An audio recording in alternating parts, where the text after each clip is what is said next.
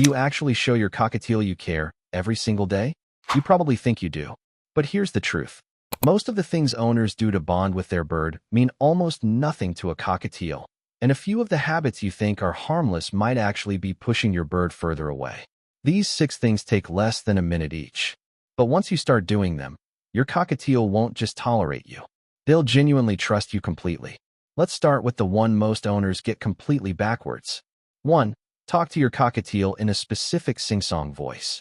Ever notice your voice change the second you talk to your bird? That higher, slower, almost musical tone you'd never use with another adult? Most people feel a little silly doing it. Science says you should be doing it more.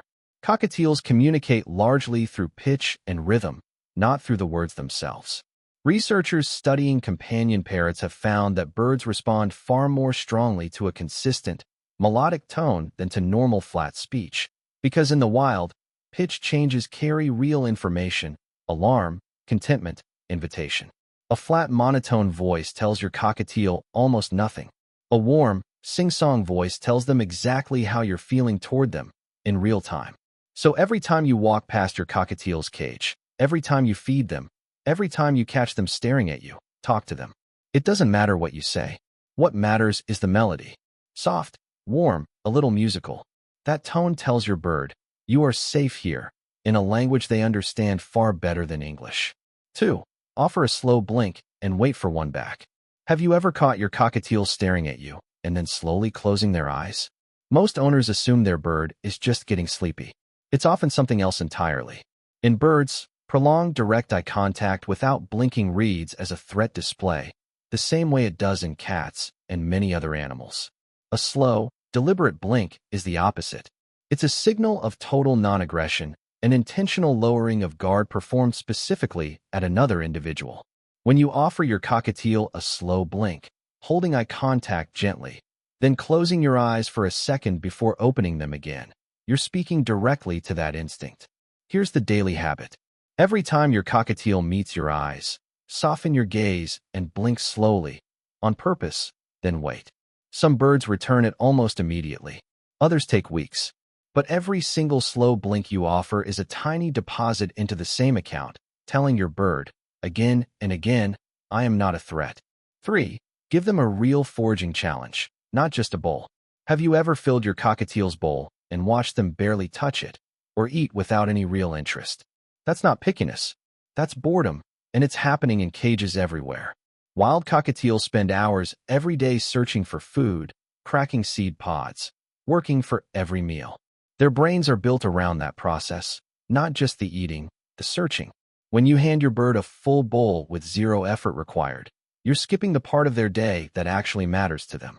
The fix is simple. Hide a few seeds in a rolled-up piece of paper. Wrap a treat in a leaf. Scatter a small portion instead of bowling it. Watch what happens. Your cockatiel's whole posture changes, alert, focused, engaged, the exact state their brain was built for. A bird who gets to forage even once a day doesn't just stay mentally healthy. They become calmer and more bonded to the person who keeps giving them something worth working for. 4. Sit near your cockatiel and do absolutely nothing. What if the most powerful thing you could do for your bird every day was nothing at all? Most owners think bonding means interacting, talking, offering a treat, reaching in for a scratch. So when they're in the room and their cockatiel is just sitting on its perch, they assume nothing is happening. Something huge is happening. Your bird is watching. And the fact that you're nearby, without demanding anything, is saying more than any treat ever could. In flocks, birds rest near others they trust without needing constant interaction. Simply sharing space, calmly, without pressure, is one of the deepest bonds a flock animal can form. When you sit near your cockatiel, reading, working, doing anything ordinary, without reaching in, without calling their name, you're telling them, I don't need anything from you right now. I just want to exist near you. Over time, watch the distance shrink. Your bird moves a little closer, chooses the perch nearest you, not because you asked, because they chose it. 5. Let them choose to come to your hand. Never force it. How do you usually get your cockatiel onto your hand? Be honest. Do you just reach in and scoop them up because you're in a hurry, or because it's easier than waiting? If so, you're skipping the one step that builds real trust instead of just compliance. Here's what's actually happening from your bird's perspective. A cockatiel that gets grabbed, lifted, or cornered learns something very specific about your hand. It means capture. It means no choice. Even if nothing bad happens afterward, that split second of being taken rather than asked stays filed away. Do it enough times, and you'll start to notice your bird leaning away when your hand approaches, even during moments that have nothing to do with being picked up. Now compare that to the alternative. Offer your hand near the perch, steady, low, unhurried, at roughly chest height to your bird, and simply wait. No pushing forward into their space. No chasing them around the cage. No cornering them against the bars. Just an open, still hand, and patience. The first few times, your cockatiel might not step on. They might eye your hand, shift their weight, even walk the other way. That's completely fine, and it's actually the point. What matters is that every single time they do choose to step up on their own, even if it takes 10 tries, that action gets filed differently in their brain. Not something that happened to them, but a decision they made. Over weeks, something shifts.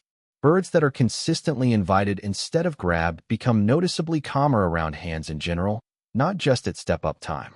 They stop flinching during cage cleaning. They stop bolting when you reach for a toy near them. Because your hand has stopped meaning capture and started meaning choice, and a cockatiel that trusts your hand trusts almost everything else about you by extension.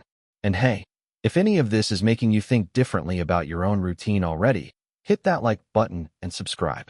It genuinely helps this channel reach more bird owners who actually want to get this right. 6. Sing or whistle a shared tune together. Does your cockatiel ever whistle back part of a tune you hum around the house, sometimes hours after you last did it, completely unprompted? That's not a coincidence, and it might be one of the most underused bonding tools owners have without even realizing it. Cockatiels are one of the only commonly kept pet birds that genuinely engage in duet-style vocal bonding, the same way bonded pairs do in the wild, trading short phrases back and forth almost like a conversation with no words. In the wild, this kind of vocal exchange helps mated pairs and close flock members stay recognizable to each other, confirm identity from a distance, and reinforce the pair bond, sometimes for the bird's entire life. When you whistle a simple tune consistently, the same handful of notes, at the same relaxed, low-pressure moments, your cockatiel's brain doesn't file that under noise. It files it under duet. You're not just making a sound near your bird. You're participating in the exact ritual wild cockatiels use to stay bonded to the individuals who matter most to them. Here's how to actually build this habit. Pick something short and simple. 3 or 4 notes is plenty, nothing complicated. Whistle it gently whenever you're near your bird during a calm, unhurried moment, feeding time, evening wind down, whenever things are quiet. Don't force a response, and don't repeat it anxiously waiting for one. Just offer it, consistently, the same way, day after day.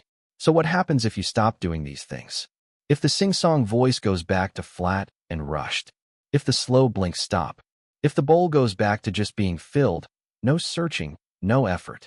If you go back to reaching in and grabbing instead of waiting? Nothing happens overnight. But slowly, the small signs of trust we talked about last time, the puffing, the beak grinding, the lowered head, start to fade too. Cockatiels build trust in layers, and those layers are maintained the same way they're built, through small daily choices, not big occasional gestures. The good news is the reverse is just as true. You don't need hours a day. You need consistency in 6 small habits that take less than a minute each. Do them daily, and you're not just keeping a bird. You're keeping a bond that a cockatiel will maintain right back, for as long as you're willing to keep showing up for it.